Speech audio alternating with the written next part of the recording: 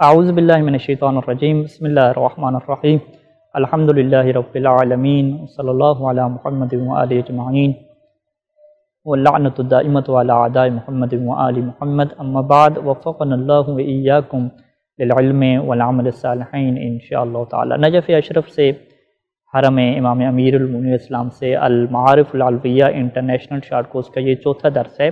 کہ جس میں ہم اس ٹاپک کے اوپر گفتگو کریں گے کہ کسی لڑکی کے ساتھ ہم شادی کرنا چاہتے ہیں تو اسلام نے اس کے ساتھ اظہار محبت کرنے کو اور گفتگو کرنا جو مذاق والی گفتگو ہوتی ہے، عشقیہ گفتگو ہوتی ہے، ساری وہ حرام قرار دی ہے۔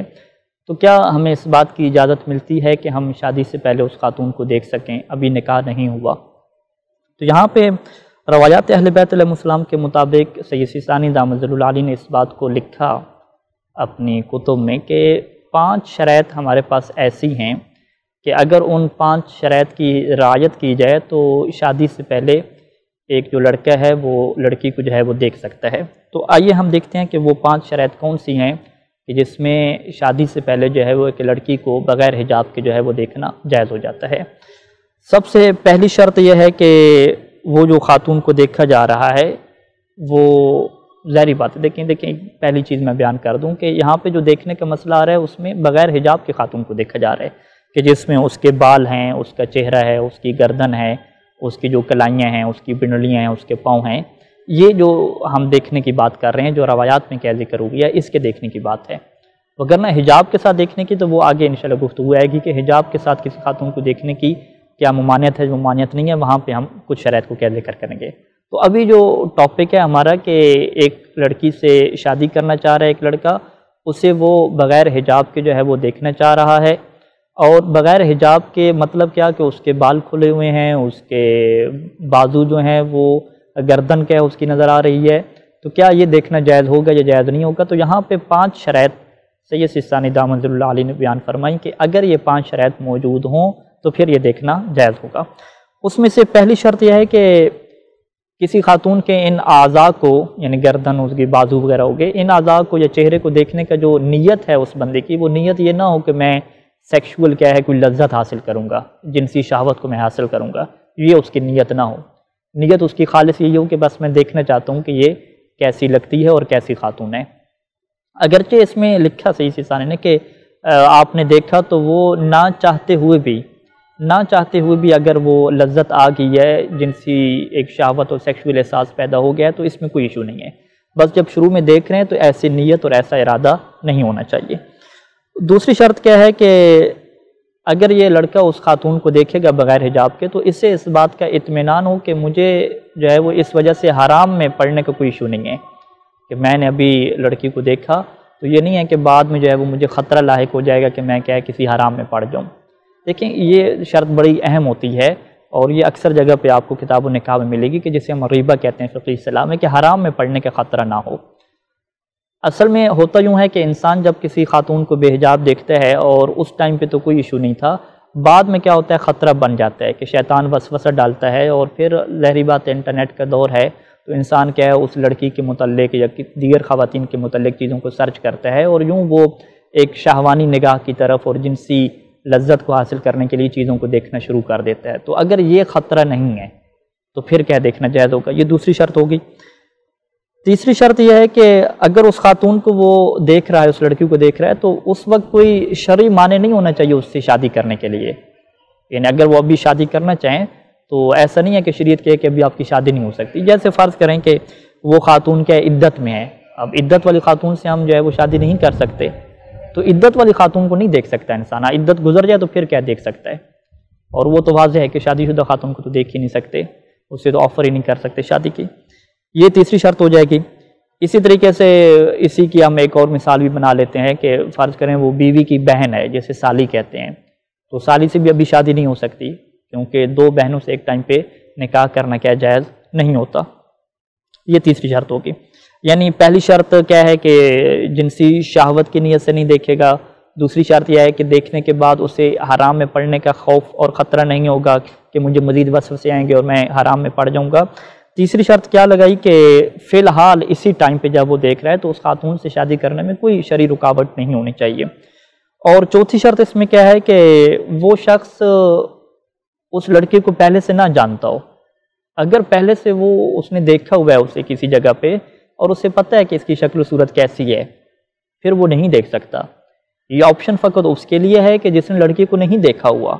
تو اسے یہ آپشن ملتا ہے کہ وہ شادی سے پہلے ایک دفعہ دیکھ لے. لیکن اگر فرض کریں کسی طریقے سے اس نے کسی تصویر میں یا ویڈیو وغیرہ میں یا کسی جگہ پہ اسے دیکھا ہوا ہے اور یہ مطمئن ہے کہ دیکھنے کے بعد کوئی نئی معلومات نہیں ملیں کہ میں جانتا ہوں، تو یہاں پہ اس لڑکے کا اس خاتون کو بے حجاب دیکھنا شادی سے پہلے یہ کیا جائز نہیں ہوگا. تو یہ ہمارے سامنے چوتھی شرط ہو جائے گی. اور پانچویں شرط یہ ہے کہ اس کا یہ پروگرام بھی ہو کہ میں جو ہے وہ اس خاتون سے شادی کروں گا، یعنی اگر کوئی مشکل پیش نہ آئی تو میں کیا ہے اس خاتون سے شادی کر لوں گا اور کوئی اس میں کیا ہے میرے لیے کوئی پرابلم نہیں ہے. یعنی یہ ایک معقول اس کا احتمال ہونا چاہیے کہ اگر مجھے پسند آ گئی تو میں کیسے شادی کروں گا. یہ کیا ہے 5 شرائط کیا موجود ہونی چاہیے. اس کے علاوہ سید سیستانی نے ایک اور اہم نقطے کی طرف اشارہ کیا اور وہاں پہ کہا کہ اگر ایک انسان کا شادی کا پروگرام نہیں ہے، بس وہ چیک کر رہے کہ فرض کریں اس لڑکی کو میں نے ابھی دیکھ لیا، دوسری کو دیکھ لیا، تو یہ جو چیک کرنے کے لیے کہ میں پہلے دیکھ لوں سب کو پھر میں دیکھوں گا کہ کس سے شادی کرنی ہے، تو احتیاط واجب کے طور پہ اس طرح کا جو ہے وہ چیک کرنا اور اس ارادے سے چیک کرنا کہ میں پہلے جو ہے وہ دیکھ لوں لڑکیوں کو پھر میں آخر پہ فیصلہ کروں گا کس سے شادی کرنی ہے، یہ جو ہے وہ جائز نہیں ہوتا. تو لہٰذا یہاں پہ یہی جو مسئلہ ہے وہ تصویر میں بھی دیکھنے کے آئے گا کہ اگر ایک انسان جو ہے وہ کسی مومنہ سے کسی لڑکی سے شادی کرنے جا رہا ہے تو وہ ایسا نہیں ہے کہ بہت ساری لڑکیوں کی تصویریں دیکھنا شروع ہو جائے جو حجاب کے بغیر ہوں اور وہ کہے کہ میں دیکھتا جا رہا ہوں پھر آخر میں کیا سلیکٹ کروں گا کس کو سلیکٹ کرنا. نہیں، ایسا اس بات کی اجازت نہیں ہے، بلکہ جو ہم نے شروع کے درسوں میں بیان کیا تھا کہ وہ پہلے لڑکی کے بارے میں معلومات لے، اگر وہ دینی شرائط کے اوپر پورا اترتی ہے والدین کے ذریعے سے، اپنے رشتہ داروں کے ذریعے سے، پھر وہ اس کی کیا ہے آخری یہ مرحلہ ہو کہ وہ کہے کہ میں اسے ایک دفعہ دیکھنا چاہتا ہوں اور وہ اس رشتے کو کیا ہے اوکے کر دے گا. یہ نہیں ہے کہ وہ معلومات لے چکا ہے یا نہیں لے چکا، بس وہ شروع سے کیا ہے بے حجاب طریقے سے جو ہے وہ خاتون حجاب کے بغیر ہے اس کو دیکھنا شروع کر دیتا ہے اور کہے گا کہ آخر پہ میں کیا کروں گا ان میں سے ایک کو سلیکٹ کروں گا. تو یہ احتیاط واجب کے طور پہ جائز نہیں ہے. یعنی اس کو میں مزید واضح الفاظ میں بیان کروں کہ پہلے ہی آپ یہ طے کر لیں کہ یہ اس کا خاندان کیسا ہے، لڑکی کی صفات کیسی ہیں، اس کے بھائی کیسے ہیں، وہ جو تمام شرائط ہم نے بیان کی تھیں شروع کے درسوں میں، وہ طے ہونے کے بعد پھر جو ہے وہ آپ کہیں کہ ہاں ابھی ایک مرحلہ رہ گیا کہ مجھے نہیں پتہ کہ خاتون کی شکل کیسی ہے، تو پھر آپ کیا اس کی تصویر دیکھ لیں یا اس کی ویڈیو دیکھ لیں یا اس کو جو ہے وہ جا کے جو ہے وہ دیکھ لیں، ڈائریکٹ اس کو دیکھ لیں، یہ پھر کیا ہوگا جائز ہوگا. لیکن اگر آپ پہلے سے طے ہی نہیں کیا اس سے شادی کرنی ہے نہیں کرنی، بس فقط ایک چیکنگ کر رہے ہیں کہ جی مجھے نامحرم خواتین کو دیکھنا ہے اور میں آخر پہ فیصلہ کروں گا، تو سید سیستانی دامت ظل العالی نے کہا کہ احتیاط واجب کے طور پہ ایسا کرنا جائز نہیں ہے. اچھا، یہاں پہ گفتگو میں ایک اور یہ بحث آتی ہے کہ کیا ایک دفعہ کے علاوہ دوبارہ دیکھنے کی اجازت ہوگی یا نہیں ہوگی. تو یہاں پہ سید سیستانی دامت ظل العالی نے یہ لکھا کہ اگر ایک دفعہ دیکھنے سے اسے لڑکی کی شکل و صورت کا پتہ چل جاتا ہے تو پھر دوبارہ دیکھنے کی اسے اجازت نہیں ہوگی، فقط یہ ایک دفعہ دیکھنے کا آپشن ہے. ایک دفعہ بغیر حجاب کی لڑکی کو دیکھ لیا، اس کی ساری صورتحال سے پتہ چل گئی تو دوبارہ ریپیٹ نہیں کر سکتا. ہاں، اگر اسے صحیح پتہ نہیں چل سکا، وہ صحیح نہیں دیکھ سکا، تو پھر دوبارہ کیا ہے وہ دیکھ سکتا ہے، اس کا تکرار کر سکتا ہے.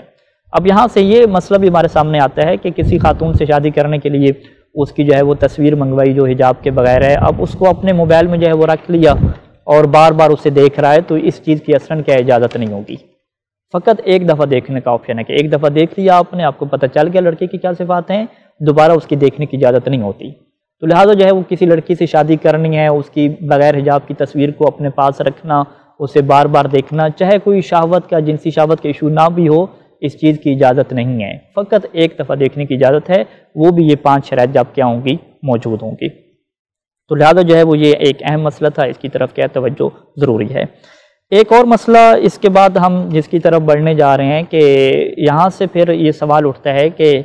پھر اس کا یہ مطلب ہے کہ حجاب کی بڑی جو ہے وہ سختی ہے اسلام میں کہ آپ جو ہے وہ کسی لڑکی سے اگر شادی کرنے جا رہے ہیں تو مکمل حجاب کی رعایت ہوگی، فقط ایک دفعہ 5-6 شرائط یہ موجود ہوں گی تو دیکھنے کی اجازت ملے گی. تو اس کے علاوہ کیا ہے حجاب کی پابندی ہے.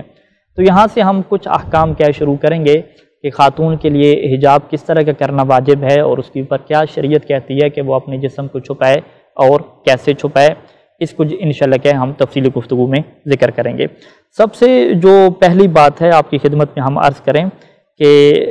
فقط میاں بیوی کا یہ ایک ایسا رشتہ ہے کہ جس میں ان کے لیے جائز ہوتا ہے کہ ایک دوسرے کے مکمل جسم کو دیکھیں۔ میاں بیوی کے علاوہ چاہے وہ محرم ہیں، یعنی وہ اگر دو بہنیں ہیں، ماں اور بیٹی ہے، ان کے لیے بھی جائز نہیں ہوتا کہ وہ ایک دوسرے کی شرمگاہوں کو دیکھیں۔ یہ شریعت میں کیا ہے؟ حرام ہے۔ فقط شرمگاہ کو دیکھنا میاں بیوی کے لیے جائز ہے، باقی کسی رشتے کے لیے اس کا کیا ہے آپشن نہیں ہوتا کہ وہ اختیاری حالت میں کوئی اس طرح کا کوئی آپشن، یعنی کوئی اضطرار کی صورتحال نہیں ہے، کوئی علاج کی آپریشن کی صورتحال نہیں ہے، وہ دیکھنا کیا جائز نہیں ہوتا۔ ایک بات اور دوسری بات یہاں پہ کہ خود جو محرم خواتین ہیں، جو انسان کی فرض کریں کہ خالہ ہے، پھپھو ہے، بہن ہے، ان کو دیکھنے کا یہ مسئلہ ہے کہ ان کی بھی جو ہے وہ شرمگاہ کو نہیں دیکھ سکتے، اور باقی جسم کو دیکھنا جائز ہے یا جائز نہیں ہے۔ یہاں پر بھی بنیادی طور پہ دو شرطیں جو ہیں وہ سید سیستانی دامت ظل العالی اور باقی فقہا بھی لکھتے ہیں کہ پہلی شرط تو یہ ہے کہ جب بھی محرم خاتون کے جسم کو دیکھنے جا رہے ہیں تو وہاں پہ شہوت کا کوئی ایشو نہ ہو۔ اگر ایک سیکشول احساس اس سے پیدا ہونے کا خطرہ ہے تو اس طرح پھر محرم خاتون کے جسم کو دیکھنا بھی کہ جائز نہیں ہوگا، یعنی اپنی ماں کے جسم کو دیکھنا بھی اگر وہ الیاذ باللہ من ذالک اگر ایک سیکشول احساس ہے تو اس کے ساتھ دیکھنا جائز نہیں ہے۔ اسی طریقے سے دوسری شرط اس میں کیا ہوتی ہے مرکزی، کہ اگر کوئی محرم خاتون کو دیکھے گا، اپنی خالہ کو، اپنی پھپھو کو، کسی کو بھی دیکھے گا، تو اس کے دیکھنے کے بعد اسے حرام میں پڑنے کا خوف نہ ہو۔ حرام میں پڑنے کا خوف کیسے نہ ہو؟ جو ہم نے بیان کیا کہ چلیں ابھی تو دیکھ لیا، کوئی اس طرح کا ایشو نہیں تھا کہ اس کو جو ہے وہ شہوت آئی یا کوئی سیکشول احساس ہوا، لیکن بعد میں اسے یہ خطرہ ہے کہ شیطان کے وسوسے آئیں گے اور وہ مزید کیا ہے خواتین کو سرچ کرے گا اور ان کی تصویریں دیکھے گا، یا بعد میں کیا ہے شہوت کی نگاہ سے دیکھے گا کسی کو۔ اس طرح کے جو وسوسوں کا ڈر رہتا ہے، اس طرح کے بھی جو ہے ڈر نہ ہو۔ یعنی اپنی بات کو میں خلاصہ یہ کروں کہ جو انسان کے لیے محرم خواتین ہوتی ہیں، ان کو دیکھنا، ان کی شرمگاہ کے علاوہ ان کے جسم کو دیکھنا یہ بھی جائز نہیں ہوتا اگر یہ دو آپشن پائے جائیں۔ پہلا آپشن کیا کہ دیکھنے سے شہوت آ سکتی ہے، خصوصاً اگر خواتین نے مناسب لباس نہیں پہنا ہوا تو شہوت آ سکتی ہے، جنسی شہوت آ سکتی ہے۔ اور دوسرا اس میں کیا ہے کہ شہوت کے ایشو نہیں ہے، لیکن انسان کو اس بات کا خطرہ ہے کہ میں بعد میں کیا ہے حرام کام میں مبتلا ہو جاؤں گا اور حرام میں پڑنے کے مجھے کیا اندیشہ ہے، تو ان دو صورتوں میں بھی کیا دیکھنا جائز نہیں ہوتا۔ اور یہاں پہ جب یہ گفتگو ہوتی ہے کہ کیا پھر ایک بہن کے لیے بھائی سے پردہ کرنا واجب ہے، تو یہاں پہ ہم کہتے ہیں نہیں، پردہ کرنا واجب نہیں ہے۔ ایک ماں کے لیے بیٹے سے پردہ کرنا واجب ہے، نہیں، پردہ کرنا واجب نہیں ہے۔ خالہ کے لیے اپنے بانجوں سے یا پھپھو کے لیے اپنے بھتیجوں سے پردہ کرنا واجب ہے، تو پردہ کرنا واجب نہیں ہے، لیکن اس کے باوجود اس کا لباس کیسا ہونا چاہیے، وہ جسم کے کون سے حصوں کو چھپائے۔ تو یہاں پہ سید سیستانی دامت ظل العالی نے ایک قانون دیا کہ جسم کے ہر حصے کو چھپانا واجب ہے، کہ اگر اس حصے کو خاتون نہیں چھپائے گی تو عام طور پہ اس سے جو ہے وہ شہوت ابھر سکتی ہے، عام طور پہ اس سے جو سیکشول احساس ہیں وہ پیدا ہو سکتے ہیں، جس سے جو ہے وہ فقہ میں جو ہے وہ فتنہ نوعیہ یا الاثارۃ نوعاً کا ایک تعبیر کیا ہے عربی زبان میں استعمال ہوتی ہے، کہ اگر خاتون اس طرح کا ایک لباس پہنیں گی، اگرچہ وہ محرم خاتون ہے، بہن ہے، ماں ہے، خالہ ہے، لیکن پھر بھی عام طور پہ اس لباس کی وجہ سے جو بھی مرد جو بھی مرد حضرات یا لڑکے دیکھتے ہیں تو اس سے کیا ہے ان کو شہوت آ سکتی ہے، اگرچہ ابھی نہیں آ رہی لیکن آ سکتی ہے چونکہ، تو لہٰذا اس طرح کے لباس پہننا بھی کیا مناسب نہیں ہوگا۔ تو لہٰذا گھروں میں جو ہے وہ ماں کے لیے ایک ایسے لباس کو اختیار کرنا چاہیے کہ جس میں عام طور پہ شہوت کا ایشو نہیں ہونا چاہیے۔ اسی طریقے سے خالہ کو، پھپھو کو، بہن کو بھی اپنے بھائیوں کے سامنے ایک مناسب لباس کو جو ہے وہ اختیار کرنا چاہیے کہ جس میں عام طور پہ اس قسم کا کوئی خطرہ نہیں ہونا چاہیے کہ سیکشول احساس کیا ہے جس سے پیدا ہو سکتا ہے۔ تو یہ وہ فقہی حدود ہیں، وہ فقہی احکام ہیں جن کی کیا رعایت کرنا ضروری ہے۔ اب یہ دو چیزیں تو ہم نے ڈسکس کر لیں کہ ایک تو جو ہے وہ میاں بیوی کے لیے کوئی پردے کا کنسیپٹ نہیں ہے، ایک دوسرے کی شرمگاہ کو بھی دے سکتے ہیں، میاں بیوی کے علاوہ جو محرم ہے اس میں شرمگاہ یہ نہیں دیکھ سکتے، لیکن اس کے علاوہ پردے کا کنسیپٹ نہیں ہے، لیکن بالآخر جو ہے وہ اس طریقے سے اپنے جسم کو ڈھانپنا چاہیے کہ جس سے جو ہے وہ سیکشول احساس پیدا ہونے کا کوئی خطرہ نہ رہتا ہو۔ تیسرا ابھی ہم آپشن اس کی طرف ہم آ رہے ہیں کہ ایک جو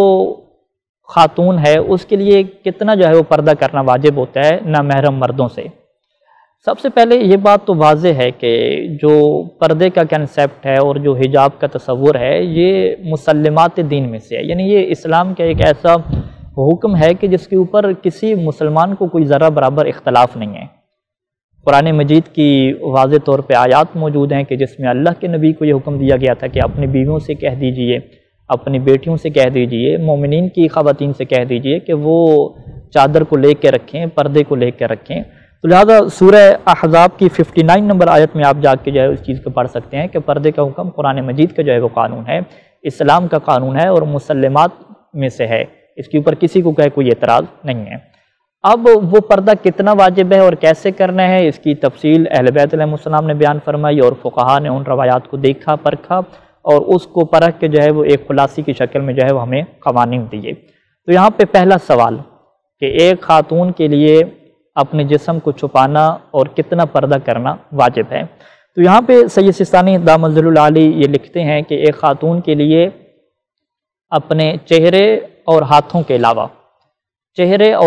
علاوہ اپنے تمام جسم کو، حتیٰ کہ جو بال ہیں، حتیٰ کہ جو سامنے کے بال ہیں جو کچھ تھوڑے بہت نظر آتے ہیں، ان کا چھپانا بھی جو ہے وہ نامحرم مردوں سے کیا واجب ہے۔ اور اسی طریقے سے جو پاؤں کا چھپانا ہے یہ بھی کیا واجب ہے۔ یعنی ہمارے معاشرے میں بعض اوقات یہ سمجھا جاتا ہے کہ شاید پاؤں کا چھپانا یعنی جراب پہننا خاتون کے لیے واجب نہیں ہے، جبکہ خاتون کے لیے واجب ہے کہ وہ جب نامحرم سے پردہ کر رہی ہے تو اپنے پاؤں کو بھی چھپا کے رکھے، اس کے لیے جراب کا استعمال یہ چیز کیا ہوگی، واجب ہوگی۔ اور اسی طریقے سے جب یہ سوال ہوا کہ گھر میں جو ہے وہ بابی ہے، بائی کی بیوی ہے، تو کیا اس کے لیے بھی پاؤں کا چھپانا واجب ہے؟ تو وہاں پہ بھی سید سستانی دامت ظل العالی نے یہ جواب دیا کہ یجب ستر القدمین عنہم، کہ بالکل واجب ہے کہ یہ بابی کیا نامحرم ہوتی ہے، اس کے اوپر بھی واجب ہے کہ اپنے پاؤں کو کیا چھپا کے رکھے۔ اور اسی طریقے سے جو ہے وہ جتنی بھی خواتین ہیں، چاہے گرمی ہو سردی ہو، ان کے لیے یہ شرعی ذمہ داری ہے کہ اپنے پاؤں کو چھپا کے رکھیں گی، چاہے وہ جرابیں پہن کے ہو یا اتنی لمبی جو ہے وہ چادر لیں کہ پاؤں کیا اس کے اندر چھپ جائیں۔ تو یہاں تک جو ہے وہ یہ بات بڑی واضح اور کلیئر ہو جاتی ہے کہ ایک